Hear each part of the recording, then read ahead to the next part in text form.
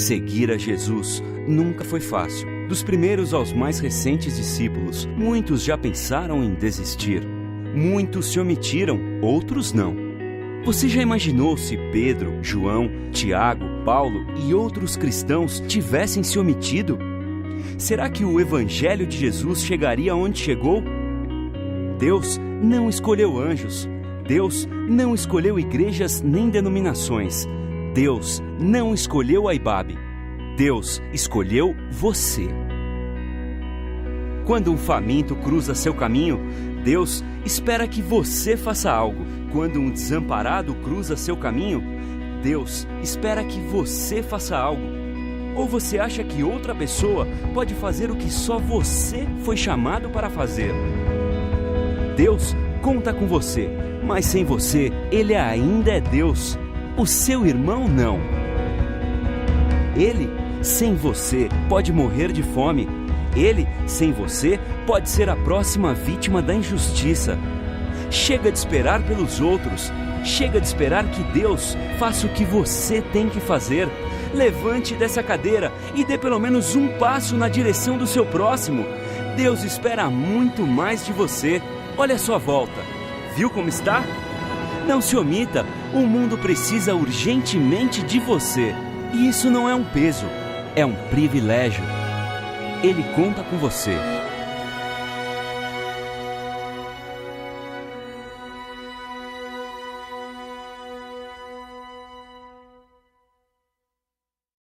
Salmo 115 diz assim a palavra de Deus: não a nós, Senhor, não a nós, nenhuma glória para nós, mas sim ao teu nome, por teu amor e por tua fidelidade. Porque as nações perguntam: onde está o Deus de vocês? Onde está o nosso Deus? O nosso Deus está nos céus, respondemos, e pode fazer tudo o que lhe agrada. Os ídolos das nações são prata e ouro, feitos por mãos humanas. Têm boca, mas não podem falar. Têm olhos, mas não podem ver. Têm ouvidos, mas não podem ouvir. Nariz, mas não podem sentir cheiro. Têm mãos, mas nada podem tocar. Têm pés, mas não podem andar. E não emitem som algum com a garganta. Tornem-se como eles aqueles que os fazem, e todos os que neles confiam. Tornem-se como os seus ídolos todos os que os fabricam, e todos o que a estes ídolos adoram. Vamos orar? Deus nosso Pai, te damos graças pela tua palavra, que ela seja pelo teu Espírito Santo semeada nos nossos corações. E que a tua palavra cumpra em nós o teu propósito, para a glória do teu nome. Nós te suplicamos com gratidão, em nome de Jesus. Amém. Esse é um texto que fala sobre idolatria. A idolatria é a experiência de atribuir valor absoluto a algo ou a alguém que não é Deus. Qualquer coisa que você coloque no lugar de Deus como o valor absoluto e determinante da sua vida faz de você um idólatra. Mas esse texto também, ele revela um grande mistério da palavra de Deus, que oferece para nós uma possibilidade de nós ressignificarmos a nossa experiência com Deus, porque ele nos ensina a pensar também sobre o pecado. E nos ensinando a pensar sobre o pecado, ele nos ensina a pensar sobre Deus. E nos ensina a pensar sobre nós mesmos. Porque o que esse texto nos ensina sobre o pecado é que o grande problema do pecado não é o que ele causa em Deus. O grande problema do pecado é aquilo que ele causa em nós. Porque quando o salmista está denunciando a idolatria, ele termina dizendo que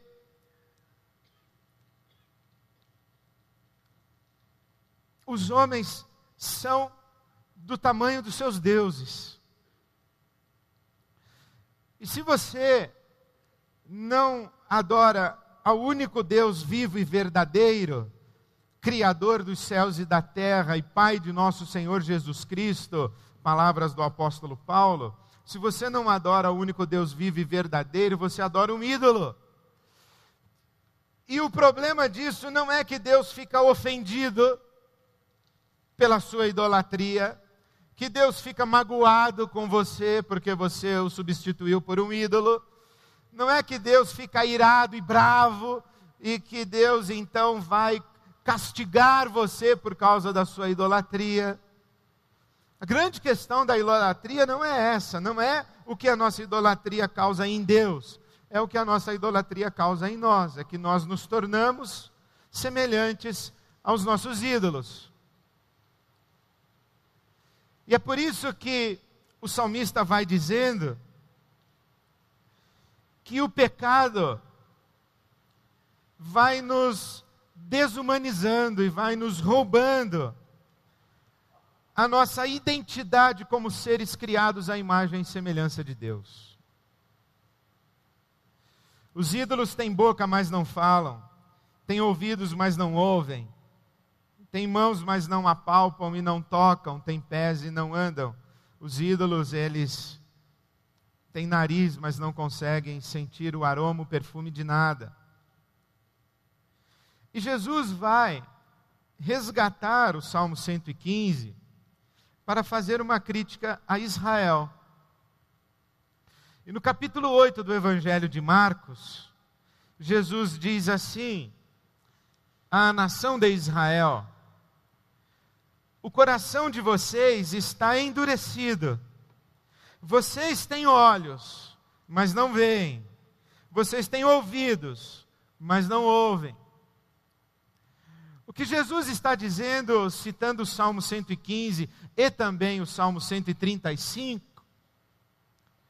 é que Israel correu atrás dos seus namorados e construiu para si ídolos e deu as costas ao Deus vivo e verdadeiro, e Israel também se tornou semelhante aos seus ídolos.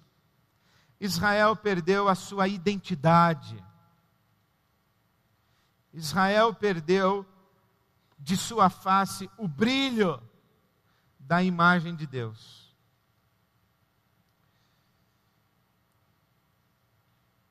Deus não é um ser melindroso. Eu não imagino Deus tristinho porque eu não dei o meu dízimo o mês passado. Eu não imagino Deus tristinho porque você fumou ontem à noite. Ou bebeu um pouquinho mais hoje no almoço. Não, acho que provavelmente não, senão você não estaria aqui. Não foi o caso de hoje na hora do almoço. Deus magoadinho. O que eu imagino sim é o coração de Deus entristecido por ver o dano que o pecado traz no seu povo. O que eu imagino sim, e leio na Escritura Sagrada e que mais me causa impacto, é Jesus chorando sobre Jerusalém, dizendo: Jerusalém, Jerusalém, por que você está fazendo isso? Por que é que você está dando as costas para o meu Pai? Por que é que você abandonou a Deus e correu atrás dos seus ídolos? Eu ouço Deus falando pela boca do profeta Jeremias, dizendo: eu não entendo o que Israel fez, me trocou a mim, manancial de águas vivas, por poça de água de chuva. Eu não consigo acreditar nisso. O meu coração se entristece, eu imagino Deus chorando. E ao mesmo tempo eu imagino Deus tomado de fúria e tomado de ira por ver o dano da ação do mal na sua criação. Não um Deus melindroso, mas um Deus entristecido, um Deus cujas entranhas se remoem de compaixão, por perceber que os seres que ele criou, a sua imagem e semelhança, têm boca, mas não falam, têm ouvidos, mas não ouvem, coração, mas não são capazes de se compadecer e de amar, têm pés, mas não progridem, não andam, não se expressam na vida, têm mãos, mas não abraçam, não acolhem. E Deus então perde no mundo a expressão de si mesmo.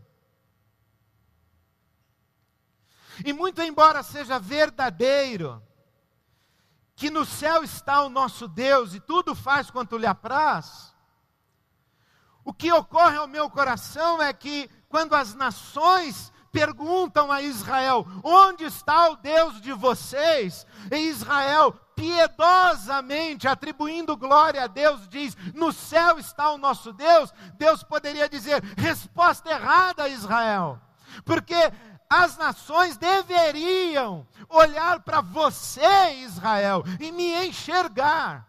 As nações deveriam ouvir a sua voz profética, Israel, e ouvir a minha própria voz. As nações deveriam ser tocadas pela sua mão, Israel, e serem então tocadas pelo meu amor. Mas você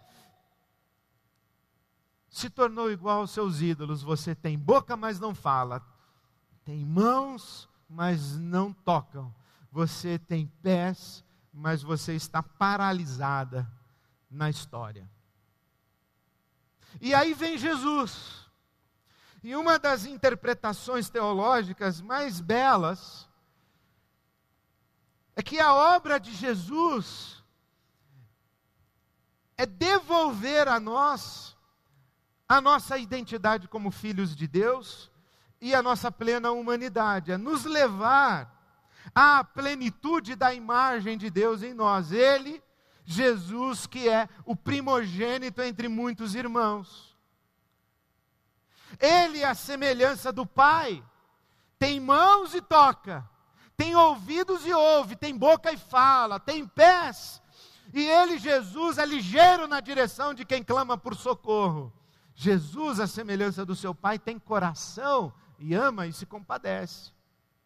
Porque a Bíblia Sagrada diz, pela boca do profeta Isaías, que a mão do Senhor não está encolhida e nem os seus ouvidos tapados à nossa oração. A palavra de Deus diz que os olhos do Senhor percorrem toda a terra procurando a quem Ele possa se mostrar forte. A palavra de Deus diz que Deus está não omisso, não displicente, não ausente, mas contemplando Israel e abençoando Israel, como o orvalho à noite e o calor na cega. Por isso é que vem Jesus e faz os seus milagres. E os milagres de Jesus são uma mensagem cifrada. Cada milagre de Jesus é uma palavra profética. Cada palavra de Jesus é uma confrontação de Israel e um chamamento de Israel.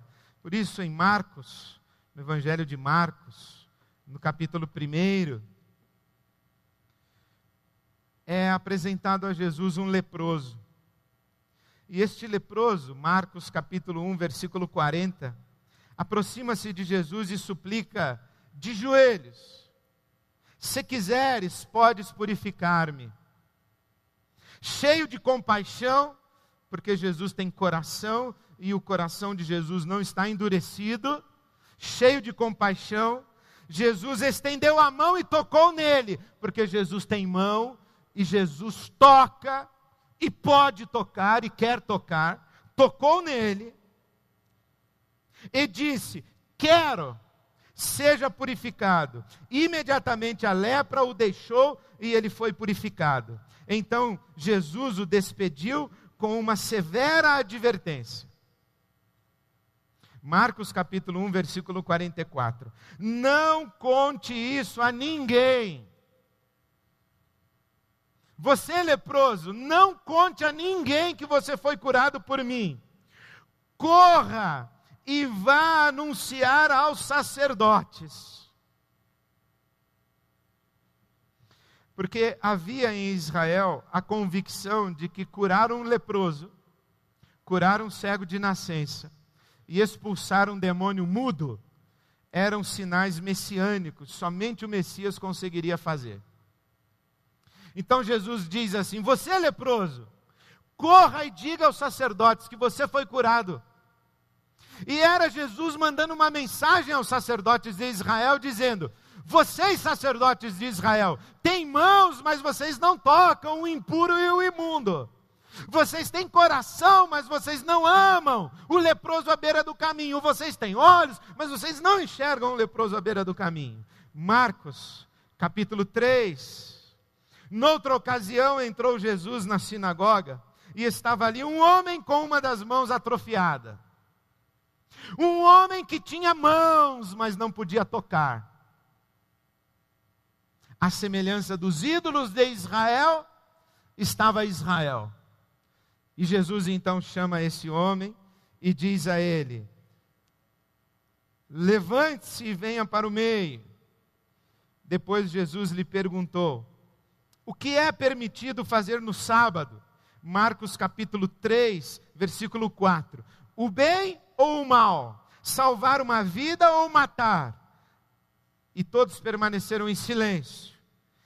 Irado, olhou para os que estavam à sua volta e profundamente entristecido por causa do coração endurecido deles, disse ao homem: estenda a sua mão. Ele a estendeu e ela foi restaurada. Então os fariseus saíram e começaram a conspirar com os herodianos contra Jesus sobre como poderiam matá-lo. Jesus faz o bem e não o mal. Salva uma vida e não mata. Mas os fariseus, eles não têm olhos para outra coisa, senão para a sua religião e para a sua lei. E diz a palavra de Deus que os fariseus observavam atentamente para ver se Jesus curaria o homem com mão mirrada no sábado. Eles não tinham olhos para ver o sofrimento de um homem com mão mirrada, atrofiada. Mas eles tinham olhos para ficar investigando se Jesus quebraria a lei. Eles tinham olhos para procurar pecado em Jesus, para procurar contradição em Jesus, mas não tinham olhos para o sofrimento. E é isso que desperta a ira de Jesus e diz assim: eu não me conformo com isso. Que o coração de vocês esteja tão endurecido que vocês não são capazes de tocar e abençoar um homem com a mão atrofiada. Marcos, capítulo 2, é trazido a Jesus um paralítico, um homem aleijado. E esse homem desce onde Jesus está ensinando, ele desce pelo teto, e é colocado pelos seus amigos na presença de Jesus. E quando Jesus está diante desses homens, Jesus diz assim: filho, os seus pecados estão perdoados. Ele é um paralítico, ele não pode andar. E Jesus, em vez de curá-lo, diz: perdoados estão os teus pecados. Por quê? Porque o que realmente paralisa a vida humana não é a atrofia dos membros, é o peso da culpa. É o senso de não ser digno diante de Deus. É o medo de Deus. É como se Jesus estivesse dizendo: jogue fora a sua culpa, ande, você está paralisado, você está bloqueado, você está dentro de uma gaiola, você não se expressa na vida, você não progride, você não segue a vida, você está preso numa gaiola e essa gaiola se chama culpa. Aquilo que você fez já tem 10 anos, já tem 15 anos, já tem 20 anos, já tem um mês, e você já orou, você já se ajoelhou, você já chorou, você pediu perdão a Deus, mas a culpa ainda prende você. A culpa ainda diminui o seu mundo. Há coisas que você não pode ver porque elas te machucam, músicas que você não pode ouvir porque elas te machucam, lugares que você não pode ir porque eles te machucam, pessoas com quem você não pode encontrar porque o encontro machuca você, porque você está preso em algum evento do seu passado e a sua vida ficou ali, congelada naquele lugar. E Jesus diz assim: meu filho, anda, segue, vá viver, porque os teus pecados estão perdoados. Aí vem o pessoal lá e diz assim: está vendo? Está blasfemando, está perdoando pecados. E era verdade, porque se o pecado é algo cometido contra Deus, só Deus pode perdoar pecados. Se eu pedir R$1.000 emprestado a você, não é o sujeito que está ao seu lado que pode dizer para mim: ô Ed, não precisa pagar não, está perdoado. Você vai olhar para ele e falar assim: ô companheiro, eu que emprestei, como é que você perdoa? Esse é o raciocínio desses homens aqui. O pecado é contra Deus, quem é você, Jesus, para perdoar? E Jesus poderia muito bem responder: eu e o Pai somos um, eu tenho sim prerrogativa para perdoar pecados, e eu perdoo sim. Agora, se vocês acham que é mais fácil curar um paralítico do que perdoar pecados, então, meu filho, pode levantar e andar, vai para sua casa, vai viver. Jesus não está disputando no panteão dos deuses, dos ídolos, das nações, quem é mais poderoso, quem faz o milagre mais extravagante, quem dá o maior espetáculo. Não, Jesus não trabalha no ramo de milagres. O que Jesus está fazendo é alertando Israel, que Israel se tornou semelhante aos seus ídolos. O que Jesus está fazendo é nos chamando, não para nos dar um milagre de presente. Ele está nos chamando para restaurar em nós a nossa plena humanidade. Evangelho de Marcos, capítulo 7.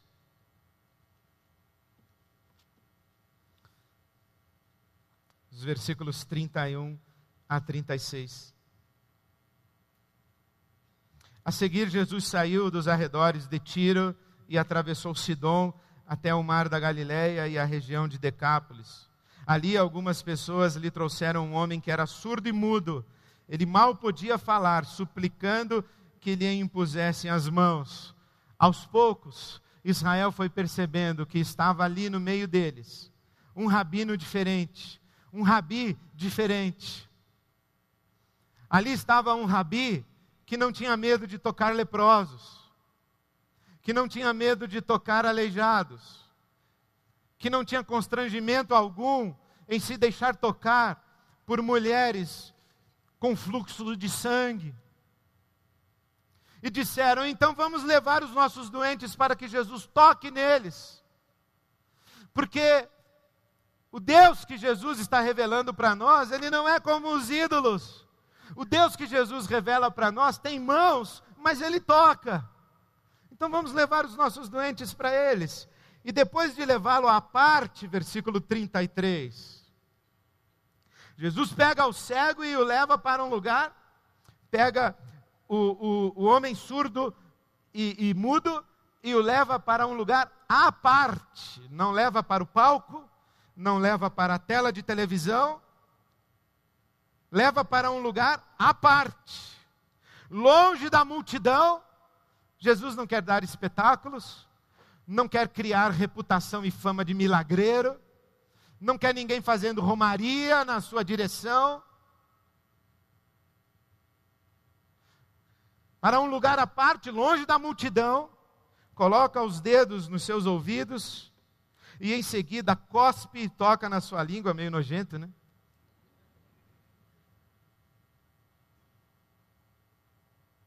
Mas olha para o céu e num suspiro profundo diz: Efatá, que significa abre-se. E com isso, os ouvidos do homem se abriram, a sua língua ficou livre e ele começou a falar corretamente. E a multidão dizia: isso é impressionante. A multidão maravilhada dizia: isso é maravilhoso. Ele faz tudo muito bem, faz até o surdo ouvir e o mudo falar. Capítulo 8 do Evangelho de Marcos. Foram até Betsaida, Versículo 22. E algumas pessoas trouxeram um cego a Jesus, suplicando-lhe que tocasse nele. Jesus, você tem mãos e você usa as suas mãos para tocar e abençoar. Nós acabamos de ver você tocar num homem surdo e mudo. Agora nós te pedimos, toque nesse cego. E Jesus então tomou o cego pela mão e o levou para fora do povoado. Não levou para o palco da Igreja Batista, não levou para a tela da televisão. Levou para fora do povoado.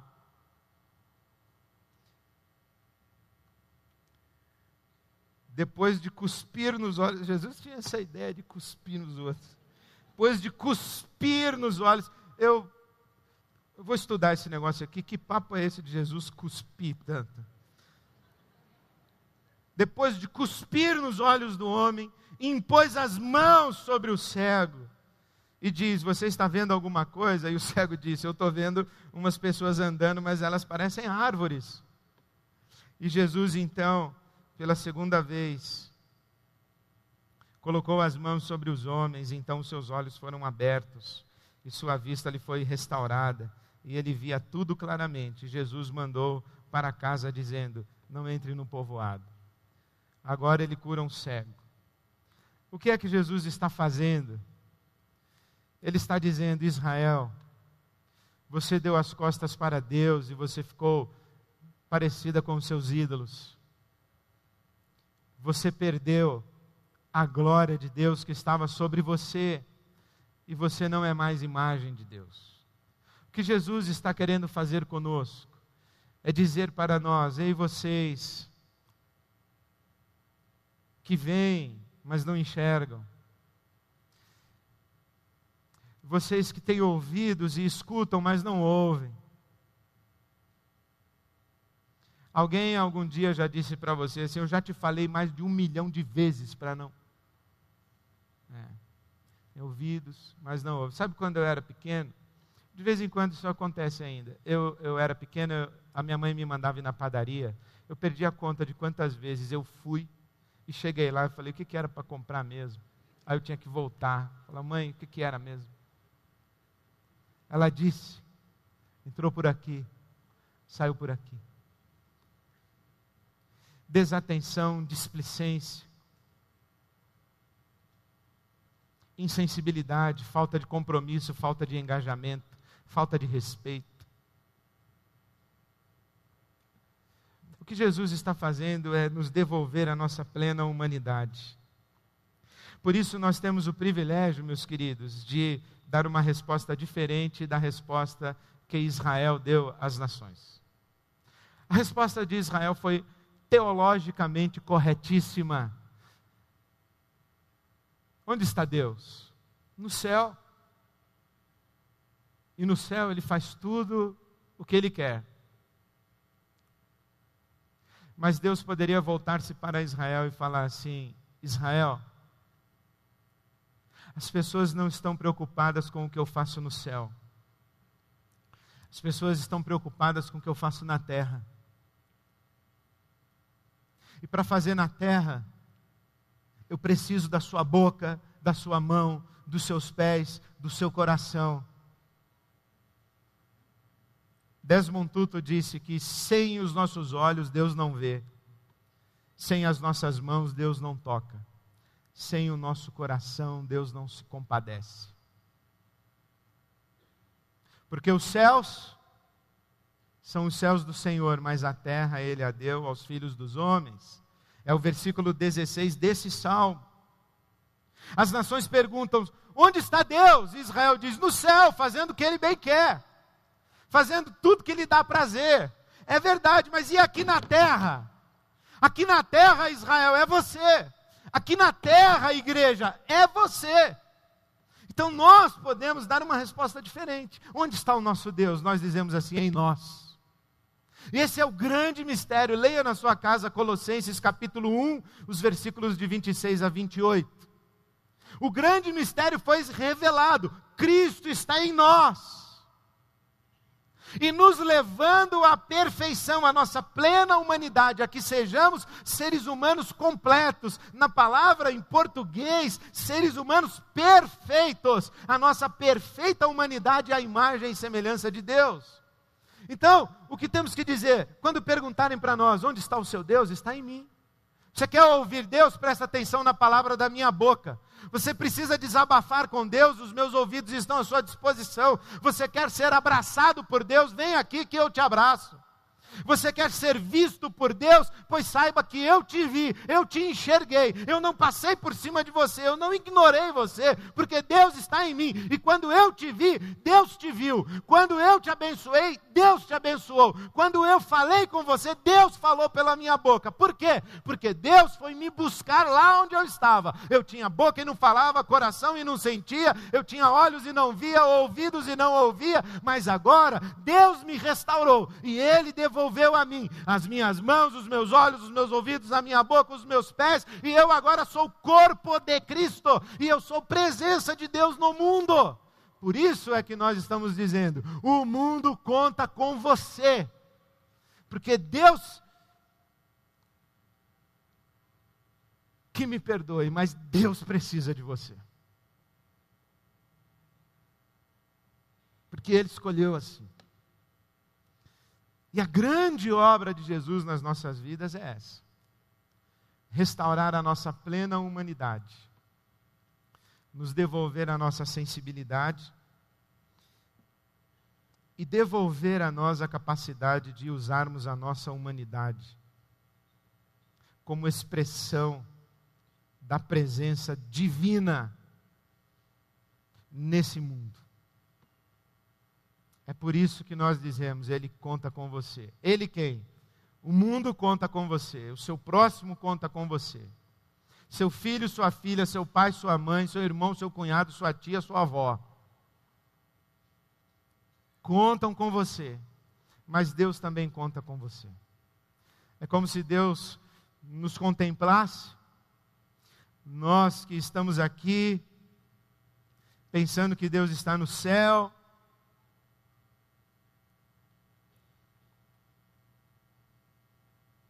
e dissesse, o que vocês estão fazendo aí? Olhando aqui para cima, para o céu. E a pergunta que a gente tem que fazer para a gente mesmo é, onde está o nosso Deus?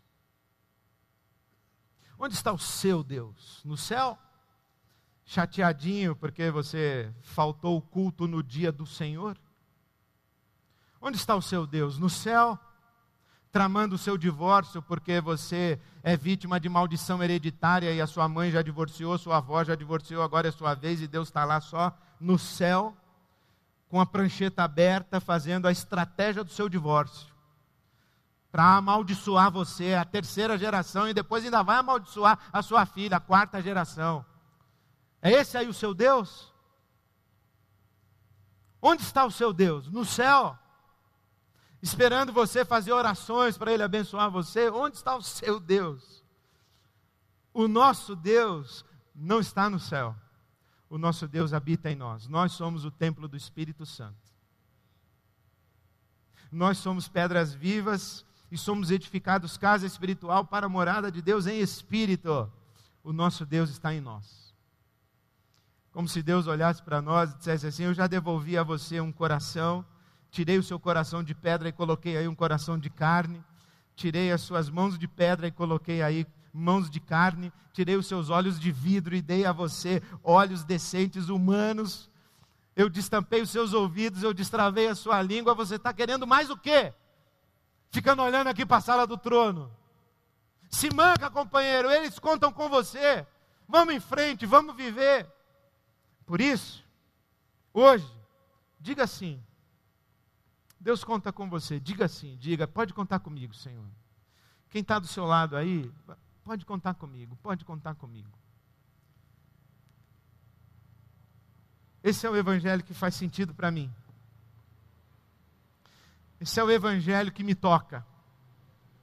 Esse é o evangelho que me interpela. Não apenas o evangelho que me faz cair de joelhos, confessando a Deus o meu pecado, a minha nulidade, a minha absoluta dependência dEle. Não apenas de joelhos clamando pelo favor dEle, mas um evangelho que me coloca de pé quando Deus me diz assim: filho, perdoados estão os teus pecados. Filho, eu já te abençoei com todas as bênçãos espirituais nas regiões celestiais em Cristo Jesus. Filho, eu já derramei sobre você o meu espírito. Filho, eu já restaurei a sua humanidade. Então, agora levante-se e saia. E seja minha presença no mundo, porque Ele está perguntando por mim. E Ele só vai me ver quando enxergar você. Portanto, meu irmão, minha irmã, diga assim: a glória de Deus é compartilhar. Que a nossa glória seja compartilhar. A glória de Deus é dividir, é multiplicar. Que a nossa glória seja repartir, dividir, para que vejamos esse milagre da multiplicação e da bênção de Deus espalhada por toda a terra. Amém. Amém.